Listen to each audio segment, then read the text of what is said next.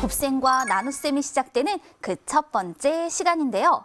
곱셈, 나눗셈, 우리 친구들한테는 너무나 익숙하죠.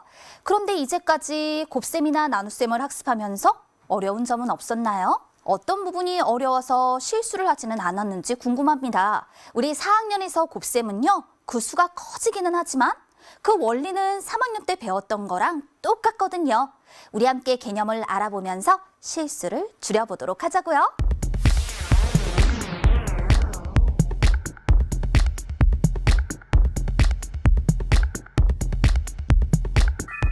우리가 만나볼 개념을 보면 세 자릿수의 몇십을 곱해볼까요? 라고 얘기를 했습니다. 그런데요, 이 몇십이라고 하는 거 생각해 보세요. 몇십? 두 자릿수죠? 그러니까 결국은 세 자릿수의 두 자릿수를 곱하겠다라는 뜻이에요. 그런데 예를 들어 보니까 137 곱하기 4와 137 곱하기 40의 결과를 표로 나타내자라고 얘기를 했단 말입니다. 137에 4를 곱하였다. 이 값은 548. 이렇게 세 자릿수의 한 자릿수를 곱하는 것은 3학년 때 이미 학습을 했단 말이죠. 자, 그런데요, 우리가 하려고 하는 건 137 곱하기 4의 10배의 값을 알아보려고 하는 거예요. 왜 이렇게 구분을 했을까요? 지금 보면 이 40이라고 하는 건요, 바로 4의 10배인 수를 말하는 거거든요. 그러니까 137 곱하기 4의 값을 알면 그것의 10배를 하여 137 곱하기 40의 값을 구할 수 있게 된다라는 걸 말해주는 거예요. 그렇다면 여기 548에서 8이었던 것은 137 곱하기 4의 10배라고 했을 때는 80으로 표현이 되는 거겠죠. 그래서 10의 자리에 8을 써줍니다. 그리고 난 다음에 이제 이 4는 어때요? 이거는 137 곱하기 4에서는 40을 나타내 주는 거였지만 이것의 10배라고 했을 때는 400을 표현하게 됩니다. 따라서 100의 자리에 4를 써줍니다. 또 위의 계산에서 이 5는요, 100의 자리에 써서 500을 나타내 준 거였거든요. 근데 그 500의 10배? 그럼 이건 5000이 되겠죠. 따라서 1000의 자리에 5를 쓸 수 있게 되는 거예요. 그렇다면 1의 자리, 이렇게 비어있을 땐 0을 써서 나타내주면 되는 거죠. 그러니까 137 곱하기 4의 10배라고 하는 것은 결국 5480이 됩니다 라고 말할 수 있습니다. 여기서 우리가 얻을 수 있는 결론은 무엇이냐면 이와 같이 곱하는 수가 10배가 되면 그 계산의 결과도 역시나 10배가 되는 것이더라 라는 원리를 이끌어낼 수 있게 돼요. 자, 이제 우리가 만나볼 것은 세 자릿수 곱하기 몇십을 계산하는 방법이 되겠는데요. 그 원리는 앞에서 확인을 했잖아요. 그럼 이제 어떻게 계산을 해줄 것인가? 270 곱하기 30의 계산이라고 표현이 됐을 때 이렇게 생각해 줄 수 있어요. 270 곱하기 3을 우선 계산해 보자. 그럼 이거 810이거든요. 그렇다면 270 곱하기 30은 어떻게 될까? 위에서 계산한 값의 몇 배? 그렇죠. 10배가 된다. 이 값의 10배로 이렇게 표현할 것이다. 8100이라고 나타내주자. 가로로 이와 같은 원리를 살펴보았다면 이번에는 세로로도 확인해 볼 수 있습니다. 그러니까 270에 3을 곱한 것은 810인데 270에 30을 곱하게 되면 곱하는 수가 10배가 됐으니까 그 곱도 10배로 표현하여 이와 같이 8100으로 나타내 줄 수 있겠구나. 그럼 또 하나, 198 곱하기 40의 계산이다. 어떻게 해줘야 할까요? 맞아요. 198 곱하기 4. 이거 우리 한번 계산해 볼까요? 우리 친구들이 앞서서 실수한 부분이 있는데 84, 32. 이거 뭐예요? 올림한 거예요. 그리고 난 다음에 94, 36 올림한 것과 더해서 표현해야 합니다. 그리고 난 다음 14는 4, 3을 더해서 7 이렇게 표현해 줘야 하는 거죠. 그런데 우리가 구하려고 하는 건 198에다가 40을 곱해주는 거예요. 따라서 그 곱이 10배가 되어서 이와 같이 7,920이 된다라고 나타내야 합니다. 계산의 과정을 살펴보았네요. 자, 이번엔 또 하나 몇백 곱하기 몇십을 계산하는 방법을 알아보도록 할게요. 근데 이것도 커다랗게 생각해보면 세 자릿수의 두 자릿수를 곱하는 거예요. 그런데 이런 경우는요. 자, 400 곱하기 2의 값이 800인 거잖아요. 그러면 400에다가 20을 곱한 것은 그 값의 10배가 되어야 하는 것이니까 이렇게 8,000입니다 라고 나타내 볼 수 있겠죠. 이런 과정으로 문제를 해결할 수는 있으나 이런 경우는 조금 특별한 경우입니다. 그래서 몇과 몇을 곱한 후 곱하는 두 수의 0의 총 개수만큼 0을 붙여주자라는 거 기억해 주세요. 그래서 8,000이 된 거예요. 그러면 500 곱하기 70은 5, 7에 35, 0을 총 3개만큼 붙여서 계산해 줄 수 있고 900에 40을 곱한다. 9, 4, 36, 0을 3개 붙여서 답할 수 있게 되는 거랍니다. 이와 같이 세 자릿수의 몇십을 곱하는 원리를 살펴보았으니 문제 한번 해결해 볼까요?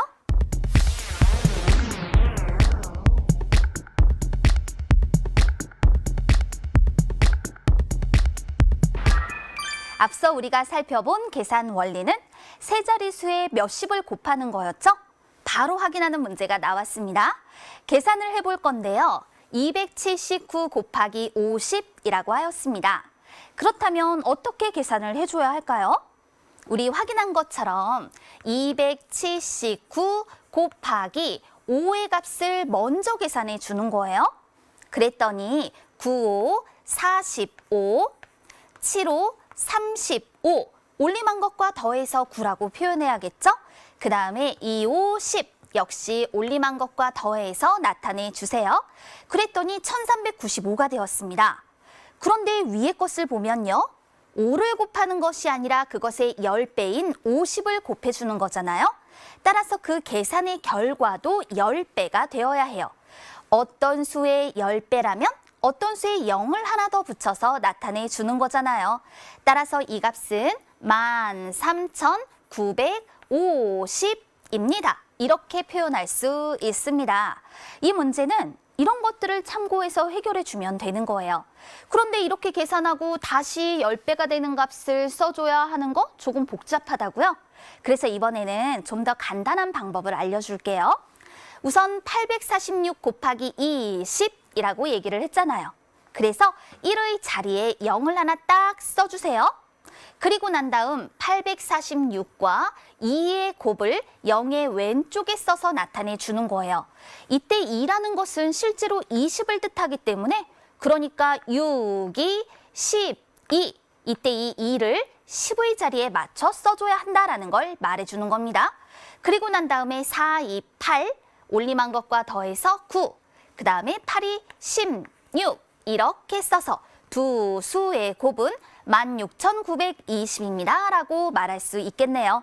물론 이것도 846 곱하기 2의 10배인 값으로 답할 수도 있는 거고요. 자, 이렇게 계산의 방법을 짚어봤어요. 그럼 이제 또 다른 문제, 이 문제를 통해서는 무엇을 확인할 수 있을까요? 우리가 살펴본 개념, 몇백과 몇십을 곱한다 라는 건데요.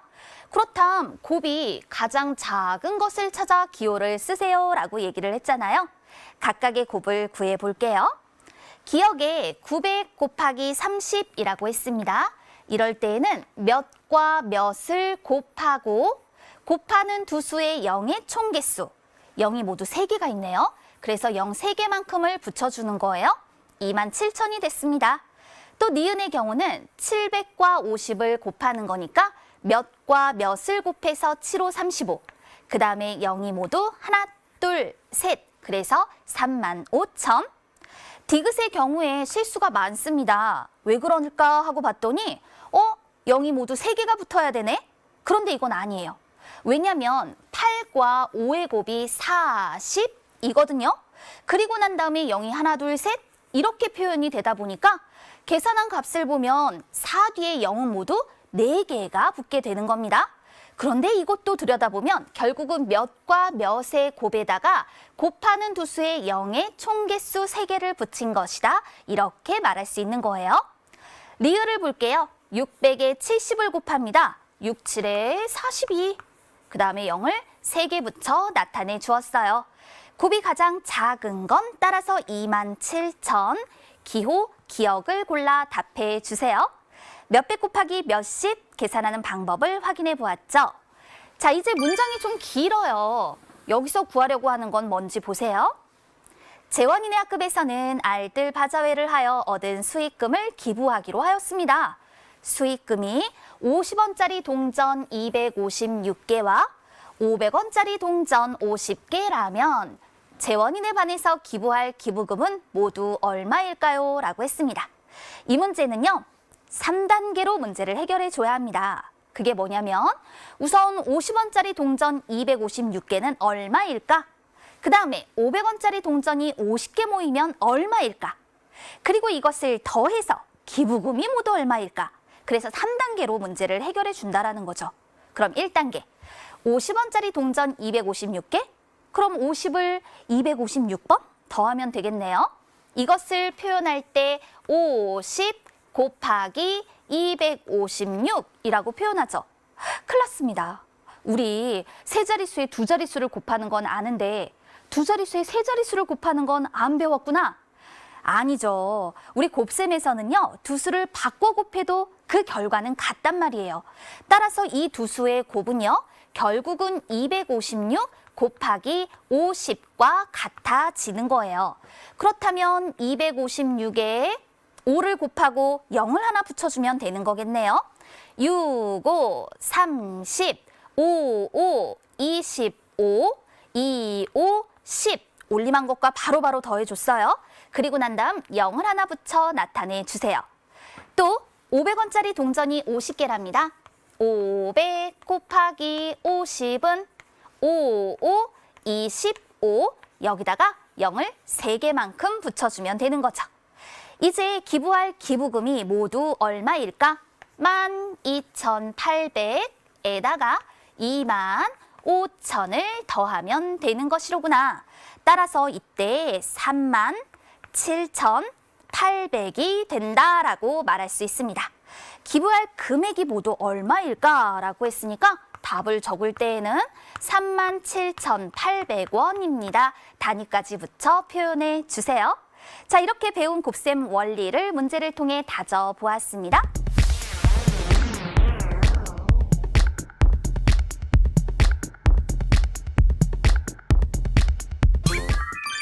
자, 그럼 핵심 개념으로 세 자릿수의 두 자릿수를 곱해 보도록 하자고요. 226 곱하기 34, 이것을 세로로 계산해 보도록 하겠습니다. 34라고 하는 건 30과 4를 더한 것입니다. 따라서 우리는 226에 먼저 30을 곱해 줄 거예요. 0, 6, 3, 18, 2, 3은 6, 2, 3은 6 이렇게 표현을 해주고 그 다음은 226에 4를 곱해 보자고요. 6, 4, 24, 2, 4, 8, 2, 4, 8 이렇게 계산을 한 후 이 두 값을 더해주면 바로 계산의 결과가 나오게 된다는 거죠. 그래서 우리는 이것을 계산할 때 어떻게 하느냐? 226 곱하기 34 계산의 편의를 위해서 226에 4를 먼저 곱합니다. 그럼 904고요. 그 다음 226에 30을 곱한 것 6,780. 그 다음 이 두 값을 더해주세요. 4, 8, 6, 7. 따라서 두 수를 곱한 것은 7,684가 된다라고 말할 수 있는 거죠. 이때 1의 자리에 있는 0은 생략하여 나타내 주어도 좋습니다. 또 하나 만나볼까요? 467 곱하기 27인데요. 마찬가지예요. 27은요. 20과 7을 더한 것과 같습니다. 따라서 467에 20을 곱한 것과 7을 곱한 것을 더해주면 그 값이 12,609가 된다라고 말할 수 있는 거죠. 세로로 계산해 주었을 때 각각의 자리에 있는 수가 무엇을 의미하는지 알아야 합니다. 이럴 때 보면 3269는요. 467에 이렇게 7을 곱한 값을 말해주는 거고요. 934처럼 보이지만 이것은 실제로 9340이죠. 이건 467에 20을 곱한 것과 같아요. 두 값을 더하는 이유는 이 27이라고 하는 것이 20과 7을 더한 값이었기 때문입니다. 이렇게 세로로 계산하고 각각의 자리에 놓여 있는 수가 무엇을 의미하는지 살펴주면 됩니다. 이제 우리가 확인해 줄 건 세 자릿수의 두 자릿수를 곱한 값을 어림하는 방법인데요. 294 곱하기 19예요. 그럼 294는 300보다 작고 19는 20보다 작습니다. 그렇다면 이 두 수를 곱한 것은 결국 300에 20을 곱한 6000보다는 작을 것이다 라고 어림해 볼 수 있겠죠. 또 405에 31을 곱합니다. 405는 400보다 크고 31은 30보다 크기 때문에 계산의 결과는 400에 30을 곱한 값보다는 클 것이다 라고 어림해 볼 수 있겠습니다. 어림하는 방법까지 살폈으니 문제를 풀며 다져볼까요?